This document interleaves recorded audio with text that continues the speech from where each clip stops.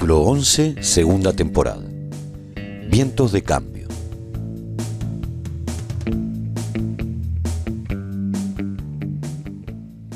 Hola a todos. Hoy le contamos otro capítulo más de nuestra historia. Ya estábamos en agosto y Richard, extrañamente, no me mostraba rencor alguno por haberle arruinado sus planos de casarse con la princesa para obtener el reinado de Miranda. Desde que tuvimos esa sincera conversación durante el desayuno, había quedado las cosas en claro. Pude demostrarle que no era necesario casarse con Isabel para obtener el respeto del pueblo, y que al contrario, ese respeto debía ganarlo demostrando su absoluta lealtad al rey. El monarca, a sus 87 años, estaba ya perdiendo fuerzas. Su salud no era nada buena. Se apagaba lentamente. Y nadie podía remediarlo. Richard debía ejercitar su paciencia y recordar que todo llega en la vida. El 25 de agosto de aquel año, el monarca se reunió conmigo y Isabel, y nos expresó sin rodeo su voluntad. Ya estaba muy cansado, y era su deber abdicar a favor de la princesa. Lo haría antes de morir, tal como en la ley estaba escrito. También nos confesó que estaba orgulloso porque una persona como yo estuviera al lado de su hija. Y me pidió que la cuide y la proteja de todo lo que podía venir en adelante. Isabel lo escuchaba en silencio, un silencio respetuoso, pero intrigante. Su mirada jamás se apartó del rostro de su padre. Esperó pacientemente a que el rey culmine su discurso e inmediatamente elevó su mirada al cielo. Se indignó, lloró, gritó. Yo me sentía destrozado observando la escena, agobiado por el inevitable paso de la vida que supera nuestra voluntad y nos hace esclavos de la tiranía del tiempo. Me detuve un minuto a repasar en mi mente lo que había dicho el monarca. Quería que yo me convirtiera en rey. ¿Cómo hacerlo cuando siempre me había negado rotundamente a conformar una monarquía? La consideraba un acto absoluto de totalitarismo y decadencia. Un sistema de gobierno imperfecto, como tantos otros, pero cargado de falsas expectativas que recaen en un líder a quien adoran ciegamente. Como si un solo ser humano fuera suficiente para doblegar la maldad de todos. Y así pasé de sentirme agobiado a indignarme profundamente con el rey. Aunque solo fuera por un instante. Isabel me miró fijamente. Su rostro denotaba el abatimiento por tener que enfrentarse a la voluntad de su padre. Y en un arrebato de complicidad conmigo, le contestó al monarca que tanto ella como yo habíamos llegado a un acuerdo. Lo habíamos hablado, y no queríamos ser reyes. Nuestra idea era simple. El rey debía abdicar y llamar de inmediato a elecciones, cambiando ese gobierno retrógrado. Iñaki nos observaba imperturbable, como queriendo intimidarlos con la sabiduría que portaba junto a sus años. Y con delicada diplomacia nos explicó que no veía que el pueblo esté preparado para el cambio, que de acuerdo con su pensar las cosas debían dejarse tal y como ahora, y tal vez más adelante podría resurgir la idea. Isabel no quería perder esta batalla. Sentía que era el momento exacto para el renacer de Miranda.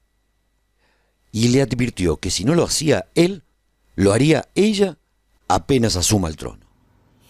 No, Miranda no tendrá otro rey. Ante tal firmeza en las palabras de Isabel, Iñaki tuvo que ceder al pedido y proclamó una reunión popular en la plaza de la ciudad para el 30 de agosto. A la cita acudieron todos los habitantes de Miranda y de los pueblos cercanos, y el rey abdicó sin más, llamando a elecciones libres para nombrar al futuro gobernante. Él no quiso referirse a la autoridad electa con el nombre de presidente, y por ello exigió que el nuevo mandatario cogiera el nombre de líder durante los próximos 100 años. El acuerdo estaba sellado. Luego de la reunión me retiré hacia las afueras de la ciudad. Tenía que comunicarme con los líderes de Prole para ponerles al tanto de todo. Era necesario que ellos participen de este momento histórico para continuar con la fundación de un mundo nuevo. La charla se prolongó durante un par de horas y decidimos que lo más importante ahora era acompañar este proceso democrático, con el aporte de las bases fundacionales del movimiento. Las mentes de Ibarrondo escribieron una constitución para Miranda, una que ellos mismos querían para Madrid, que estaba basada en un sistema cooperativo, representativo, con un consejo de gobierno formado por 3 personas.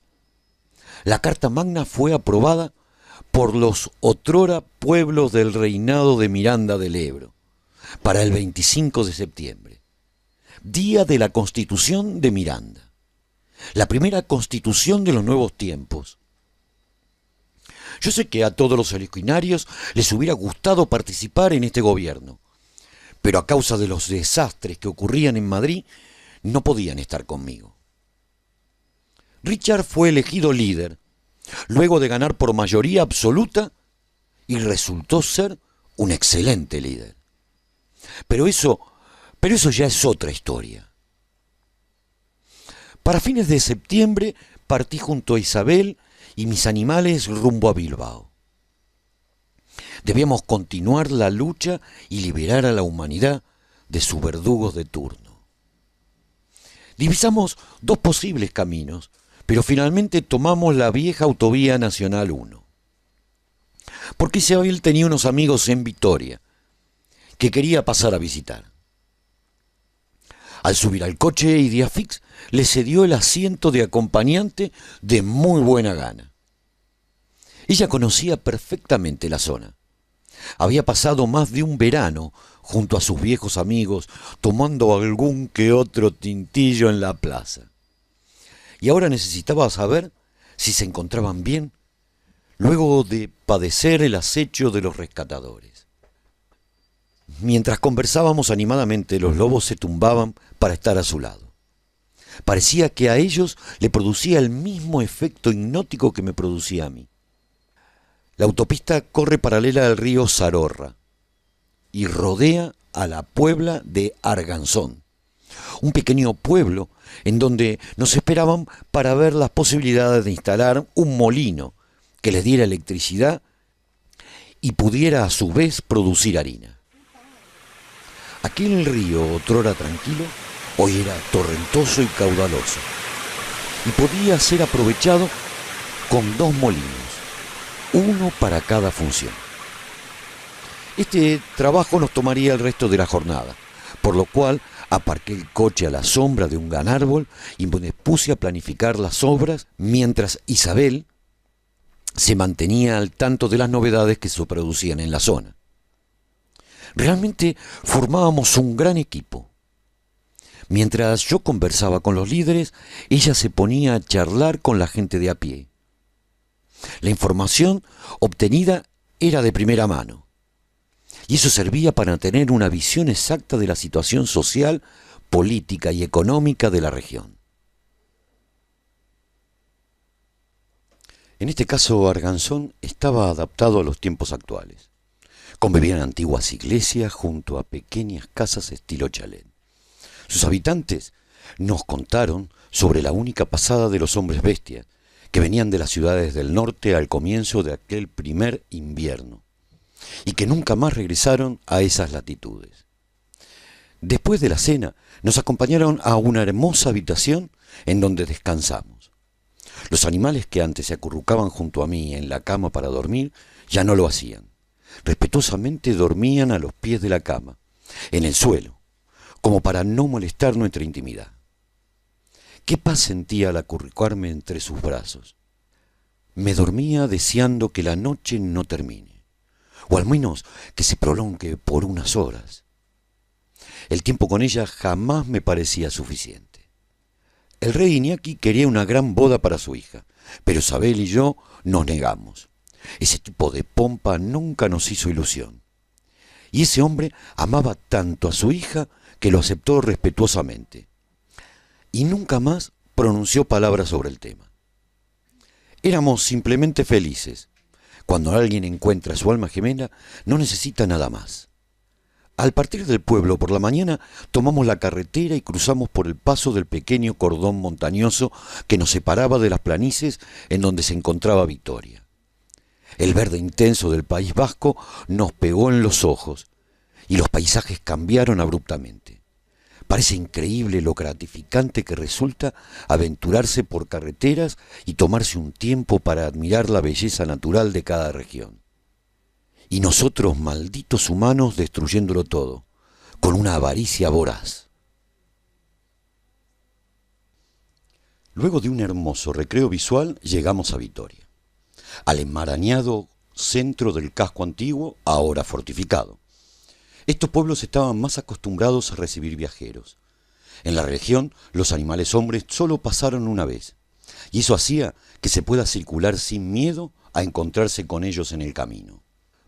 El verdadero problema lo tenían los diversos grupos de salteadores, que pretendían apropiarse de las armas o comidas de los viajantes.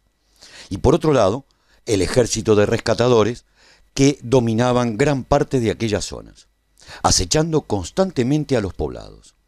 Las batallas que allí se libraban al principio no duraban demasiado. Por lo general, terminaba todo cuando expulsaban a los rescatadores durante un tiempo, hasta que regresaban en busca de venganza, y todo comenzaba nuevamente. Esta constante molestia favoreció la construcción de grandes murallas y fosas, y también a la mejor preparación de sus habitantes para casos de emergencia, pero sobre todo resultaba de utilidad para forzar el mayor desarrollo de tecnologías agroalimentarias, aprovechando la fertilidad natural de su suelo. La ciudad de Vitoria era hermosa y estaba perfectamente cuidada, a excepción de algunas zonas en donde habían caído meteoritos, en las cuales se trabajó meticulosamente quitando escombros y despejando el terreno. La muralla que protegía la almendra central estaba construida por esos escombros. Luego disponían de una muralla exterior de menor tamaño, pero muy bien defendida. La forma de gobierno que encontrábamos en la región era variada. Había reyes, generales, líderes, jefes y miles de cargos más cuyos nombres solo se pronunciaba en lengua esquera. Pero todos tenían algo en común. Hacían alusión a una sola persona que mandaba y organizaba sin más. Isabel se reunió con su amiga y yo tuve que presentarme rápidamente con el herreje Íñigo. Él y Vitoria necesitaban recuperar la electricidad y puse manos a la obra inmediatamente. Recorrimos las instalaciones que albergaban los generadores eólicos en la sierra de la zona y decidimos poner en funcionamiento aquellos que podíamos conectar más fácilmente a la ciudad. Como lo hacíamos en cada sitio que visitábamos, se instaló la radio en Vitoria y en una docena de pueblos cercanos. La zona era muy tranquila en esos momentos, ya que las grandes batallas con los rescatadores los habían debilitado mucho y seguro necesitaban tiempo para reorganizarse. Aprovechamos ese tiempo para optimizar la relación de prole con esa zona de España. Era fundamental contar con estos aliados si queríamos derrotar a todos los enemigos que merodeaban por allí. El clima nos traía grandes tormentas con importantes volúmenes de lluvia caída. Los pequeños ríos hoy eran torrentes de temer, y muchas zonas, antes plenas de sembrado, hoy eran lagos. En general el clima había cambiado tanto en la zona que ya no lográbamos diferenciar las estaciones del año. Pero lo que estaba sucediendo en Madrid me tenía altamente preocupado, aún más que el cambio climático, y también me preocupaban las novedades que llegaban desde Bilbao y otras ciudades. Para fines de octubre, los rescatadores ya se habían reorganizado y realizaban ataques por doquier, tratando de romper el cerco que los rodeaba. Era un avance y retroceso constante de ambos lados. Nadie lograba superar al enemigo al punto de declararse vencedor. Lo más importante de todo ello era el recuento de las víctimas al finalizar cada batalla. Una verdadera carnicería que debíamos terminar de inmediato. Vitoria se encontraba en una zona de frontera y su ubicación era estratégica, aunque la ciudad fortaleza que frenaba a los enemigos era Mondragón. Y fue hacia allí donde nos dirigimos con Isabel y mis amigos. Mondragón era una ciudad fuertemente fortificada y militarizada. En ella se encontraban concentradas las tropas de Íñigo de Vitoria, Richard de Miranda, Luis de Logroño y Rodrigo de Burgos, junto a otra treintena de líderes pertenecientes a reinados cercanos. Los líderes habían elegido a una pequeña población para emboscar al enemigo antes de que lleguen a Vitoria, y principalmente antes de que terminen de usurpar Bilbao. El efecto sorpresa resultaba fundamental en una guerra. Un puñado de soldados fueron colocados en 4 puntos estratégicos. 2 grupos concentraron en las torres de vigilancia en altura, custodiando las entradas del enemigo, y 2 en el extremo de la ciudad, mientras que el grueso de la tropa esperaba órdenes apostada en varios edificios que sirvieron de albergue. Si bien todos tenían la intención de liberar a Bilbao de las manos de los rescatadores, yo primero debía informarme en detalle de lo que estaba sucediendo. Todos pedían apoyo a Prole en esta guerra para expulsar de la península a los rescatadores, pero debía reinar la cautela, por encima de cualquier acto de heroísmo exacerbado. Prole se convirtió en una organización referente a la que todos acudían a la hora de organizarse. Los originarios les habían encomendado enviar primero a los espías para luego atacar certeramente.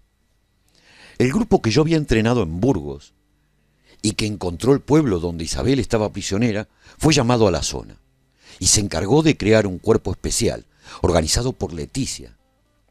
La misión era realizar un mapa de toda la zona ocupada con ubicaciones de tropas y armamento. Este grupo no solo se encargó de la confección de esa zona, sino que lo hizo de toda la península y sumó en este caso su vasta experiencia. Leticia se encontraba al mando y realizó un trabajo estupendo, utilizando los métodos de organización de Tito y su astucia, que era muy grande.